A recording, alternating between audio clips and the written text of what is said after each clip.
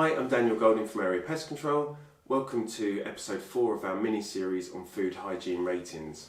If you're an owner or a manager of a restaurant, takeaway, commercial kitchen or any business that is given a food hygiene rating, this mini-series is going to be extremely useful not only to you but also to your staff in achieving a food hygiene rating of 5.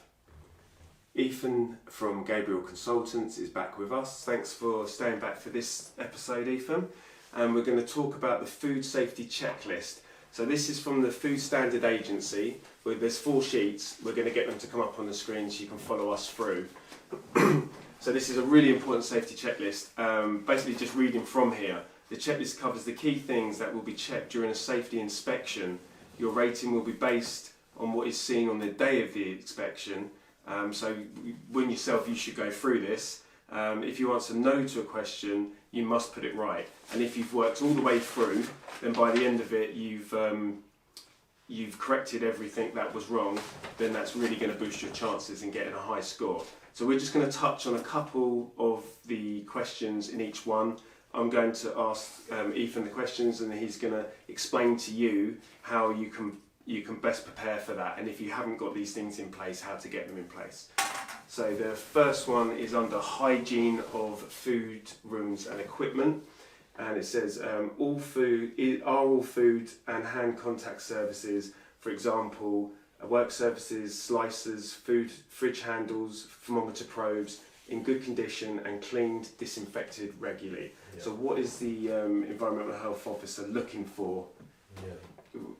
Regarding them that question? Yeah, so they're looking for everything that you just said: the hand contact services, work surfaces, the slicers, the machine equipment, fridge handles, freezers, walking floors, making sure that it's clean.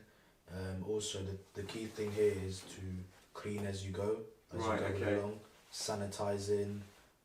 There's a contact time for that also. So you want to make sure that you're following the correct protocol in regards to cleaning chemicals. Okay, so this is, you've used a cleaning chemical on a surface. That's you don't want to then be putting your chicken breast or your food straight on top of that. That's right. Okay, because you're gonna cross-contaminate with the actual cleaning agent. That's right. Okay, right. Okay, so that causes a problem.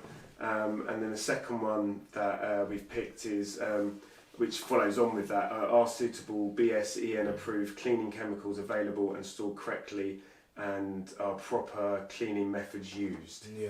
So what would the environmental health officer be looking for relating to that? Okay, so making sure it's the right chemical for that actual work surface, for that contact handles, making sure it's approved. Also, you want to have the label on there. Okay. That helps. Yeah.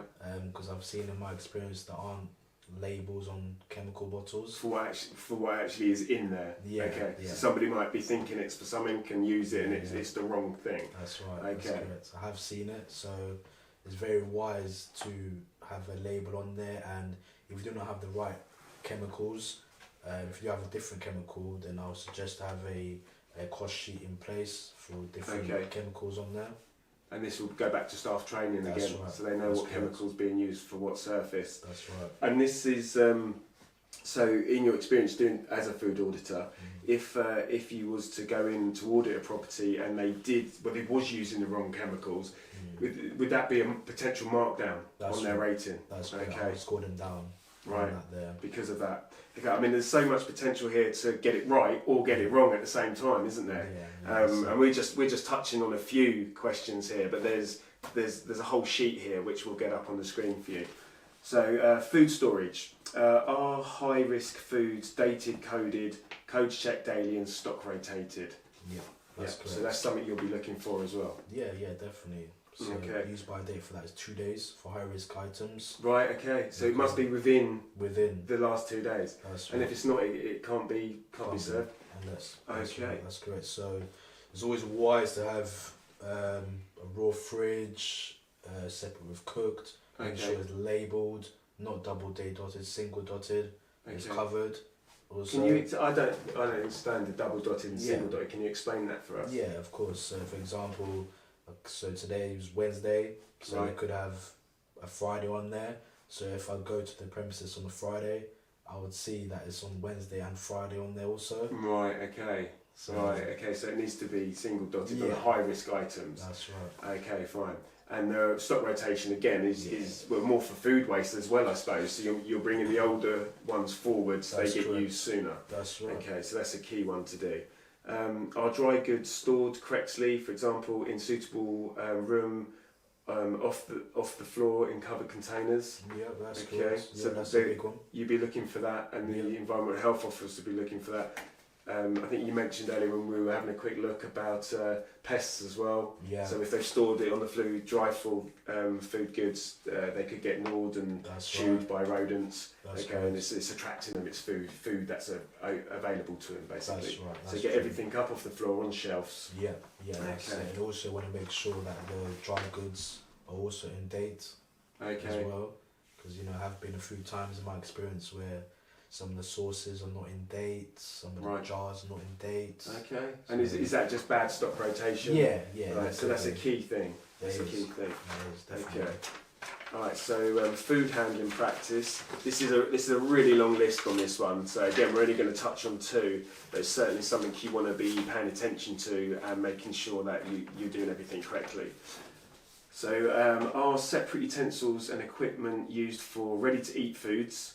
So I presume that they're looking for you've got tongs for separate to eat and tongs for raw foods. That's right. So you're not combining. So it does say unless disinfecting the dishwasher. So but that would need to be between each task presumably. That's correct. So it's more economical to have two separate That's right. tongs. Okay. Is the dishwasher in good working order and regularly serviced? Yeah, that's true. Okay, so to recall back on the ready-to-eat foods equipment, it's also key to have allergen tongs as well. Oh, okay. Make sure that's sanitized, disinfected properly. Or again, just have a separate one. That's right. Because In a to criteria. avoid cross contamination. That's it. That's it. Okay, so that's a big one. Yeah. Because yeah, potentially, if somebody has got an allergen and you cross contaminate that, Yeah. they could be in serious trouble. That's right. That's Okay, correct. so that's a big one. Yeah. And then the other one we've picked up on is which leads us into are staff aware of food allergy hazards? So that was what you've just said about the tongs. That is a hazard. That is. Yeah. I mean, what other sort of hazards can they? Would the environmental health officer be looking to make sure they put things in place to prevent the hazard? Okay, so it's all about separation of risk from allergens. So first of all, you should have competent staff. They're knowing about the different allergens that customers will have. It's good to have a course on that as well, having a refresher Okay. also on that. You need to be aware there needs to be communication with back house and front of house. So it's all about eliminating that risk, and it has to be the same server that served your order to take your food out as well. Right, okay, so the waitress or waiter that Yeah. comes out to take your order, they must bring it back out to you because Yeah. they're aware of what your allergens are. That's and right. they presumably would look through the plate to make sure That's that, right. that nothing's been contaminated on there. That's right, that's correct. Right, okay, yeah, I mean that's a real high thing for them to do, isn't That it? is, and making sure it's highlighted on the screen as well, on the order. So Right. it should have either labelled red on there, or Okay, just says allergy right. and what allergy it is. And then that would be Also- communicated back to the kitchen That's to right. tell them what the allergy is. That's it, Okay. that's correct. Okay, and then personal hygiene. I mean, that's a big one again. It's a lot of this comes back to cross contamination, doesn't it? Nearly all these things come back to cross contamination. Yeah, So, under personal hygiene, are wash hand basins clean with hot water, soap, and hygienic hand drying facilities? So again, what are you looking on an audit? What are you Yeah. looking for in Yeah, so- hand wash basins? okay, so first of all, you want to make sure the hot water is actually working. Because there has Okay. been some cases where it's warm or it's not working at all. It's not an optimum temperature to That's right. clean your hands. That's correct. Right, So you want to okay. make sure first thing that's hot in temperature. Making sure that the basin is free from any pots or pans or anything that might Right. be displaying in there. Having signs that says wash your hands only. Okay, so Wash it's hand a basin. dedicated wash hand basin. That's correct. You don't want to see people washing their hands in That's the kitchen right. sink, for example. That's right. That's Right, okay. And the second one's related as well. Are wash hand basins used for hand washing only, and is effective hand washing by staff regularly observed? Okay, so they'll be looking for the supervisor or the owner or the manager That's to it. actually actually visually check people are washing their hands. Yeah, that's Right. correct. Yeah, so you know, that should be the first thing that you do when you come into the kitchen. And also making sure that there's enough, you know, blue roll that's on there. Soap dispenser's filled up, it's clean at the bottom as well. Right. So yeah, making sure everything is high standard with the cleaning around there. And that's certainly something you do during your audits. You're keeping an eye out for people doing one task and then washing their hands before they perform another task. That's right. That's Okay. correct. And then pest control. Our premises pest proofed and free from any signs of pests. So that would feature highly in your audit as well. Yeah, definitely. That's one of the things we do look at as part of the prerequisites, part of the HACCP. Those who don't know who HACCP is, Hazard Analysis Critical Control Point. Okay. That's something that's really effective, and it can have massive implications if you don't have pest control or if you don't manage it effectively. Right. Yeah, I mean, plenty of restaurants get closed down, don't they? There was one that come up on my news feed from Luton last week. It was a kebab shop. The owner got, there was two owners, they got fined something like £12,000 for a cockroach infestation. And there was £1,000 of court costs. And then one of the owners actually got a 9-month suspended sentence, suspended for a year.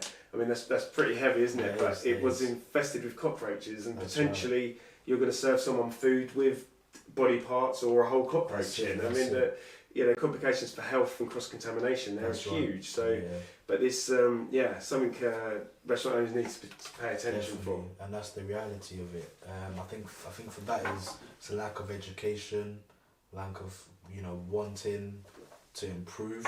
Right. You know, it's all about improving. How can we improve? And again, this is what the checklist is. That's it. Because if the owner of that premises had gone through this, they would have come to the pest control and realised that they're well below par and could have potentially done something about it before the visit. Yeah. So this is a key document, really. Yeah. That would you say an owner should probably go through this once a month, so 12 times a year, just to make sure they're keeping up on these things. Yeah, maintaining a high standard. And presumably there wouldn't have been. I mean, I don't know, but presumably there wouldn't have been a pest control company contracted at that premises. Or is it sometimes the case that there is, and they tell the owner, but the owner doesn't act on the issue? That's right. It could be simple as that. They don't act on the issue. Okay. They could be late towards it. They could be saying, I have contacted them, but they haven't got back to me. Right. There's a whole, you know, different information that they're giving the EHO. But in that scenario that they have contacted them and they haven't got back, then that should have been chased up. That should have been chased up. And then eventually, if they're not getting any response from the pest control company, then they need to look at changing supplier. That's really, right. Because that supplier is no longer servicing their needs, are they? That's right. Right. Okay, so that's a key thing. Keep on to the pest control contractor. Yep. And if you're not getting any joy, because it's your business, it's their business on the line at the end of the day, isn't it? That's you can do a foreclosure on them. Yep. Yeah. So it's serious stuff. It is. Waste control. So is food waste stored correctly outside, and is the refuge area kept clean? Okay, so waste area kept clean, I'll probably say that's harbourage. Right, okay. So you want to make sure that's clean. Yeah. Like I said, pest proofing. So no boxes, boxes. Which would create harbourage for rats, mice, they could live in that. Yeah, it's inviting playground for them. Right. You know, really food debris out there. You know? So you almost want to think about the bin area as an extension of one of your rooms inside. Yeah. Obviously the hygiene levels are a bit different, but you want to keep it as clean as you possibly can. As possible, no overflowing bins. Right. You know, make sure the bungs are in there. You want to make sure, you know, if you are having bins coming out, I always ask my clients, okay, when are the bins coming out? You know, are they clearing this? Are they clearing that? Okay. If you do have furniture, have you reported a skip? Right. Okay. So to stop the build-up of broken furniture, it just needs to go. That's right. Okay. That's correct. Okay. Definitely. Right. So that's a key thing, and obviously you could spray disinfectant as well around the bins, because in the summer you're going to attract flies. Yeah. And then if flies are in the bin store, they're likely to be in the kitchen, and you've got again cross contamination coming from the bin store. That's right. Into the food services. Definitely. Okay. So that's waste control is a big one. and checks and record keeping. And again, this is back to the folder, because you've got some record keeping in the back of that in the diary section. Yeah. So are the record sheets up to date, checked and verified? Okay. And this is something again that you'll be looking at as an auditor and an environmental health officer as well, with checking the records. Yeah, making sure open and closing checks, you know, that have been ticked off, that have been signed off for, and that has been approved every day for it. Confidence in management, the due diligence, making sure you're on top of that, maintaining that high standard for that. If there is gaps, why are there gaps? Okay, well if they've missed it or haven't filled it out, okay, they need to be explaining that. So really it just needs to be filled out at the beginning and the end of every day. That's it, that's correct. Okay, and our equipment time/temperature combinations regularly cross-checked. Okay, so we could talk about probe calibration methods. You know, Okay. Okay, are the probes working? This is for taking temperature of food. Taking temperatures of food. Right, okay. If it isn't working, could be that the batteries are down, then you need to order a replacement. But with probe calibration, you need to do hot and cold methods. Okay. So with the cold methods, you want to ideally put it in a container or like a jug with ice cold cubes in there. And then the temperatures between that is -1 and 1 degrees. That's what it needs to be reading. Yeah, so it needs to be on that exact temperature there. Right, okay. So yeah, because you don't want to be, if you're storing warm food, That's it. you don't want to be storing it at the wrong temperature, do you? Because you're going to get multiplication of bacteria and... That's right. That's right, correct. okay. That's correct. So that's something. Would that come into an opening check? Should they be doing that on an opening check as well? Check, but not just one probe, have several probes there. Right, okay. You know, for different foods. Yeah. You know, so you're eliminating cross-contamination all the time. That's it. Right, okay. And then you've got a review 4 weekly. Any new suppliers and approved lists updated, so they should be going through the diary section and just checking that everything's up to date. Everything's up to date. If you do have new suppliers, making sure that's in the folder with your confidence in management systems, whether it's dairy, whether it's meat, making sure all the correct invoices are there also. Right. If anything goes wrong, you can track back on that. You can call the supplier saying I need one of the items now for it, for example. Right, okay. So this just goes to find out where the food had come from. So it's establishing a link. That's so if something does happen, then you can track that food back to its origin of where you purchased it from. Yeah. Okay. That's all right. And are you menu updates as well? Any new menu updates? What will the environmental health officer be looking for under that? Okay, so everything's to do with season. Okay, so for example, it could be on the Christmas menu. Okay, so what are you serving? Are you serving high risk food? Again, where are you getting your turkeys from? Is it from a local supplier? Are they established? Okay. It's all about moving in modern times. Make sure that you're up to date with the food. Also having a team briefing as well with your staff, so then they know as well what food are you serving, how long are you serving it for.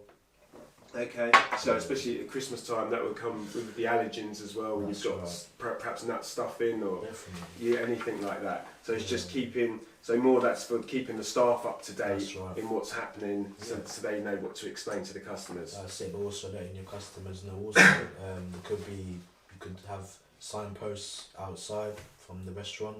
Okay. So customers, as they drive past, they will know what's going on in that restaurant. Right. Okay. So it's even touches on marketing and about helping you gain customers. Yeah. Right. Okay. So it just covers everything. So it's a great checklist for them to go through. Definitely. Okay. Well, that brings us to the end of the food safety checklist. So I appreciate your time again on that, Ethan, and going through that. So yeah, that's it. Brings us to the end of this episode. Come back for episode 5. When Ethan will be explaining the 5 common mistakes that lead to a low food hygiene rating. Thanks for watching.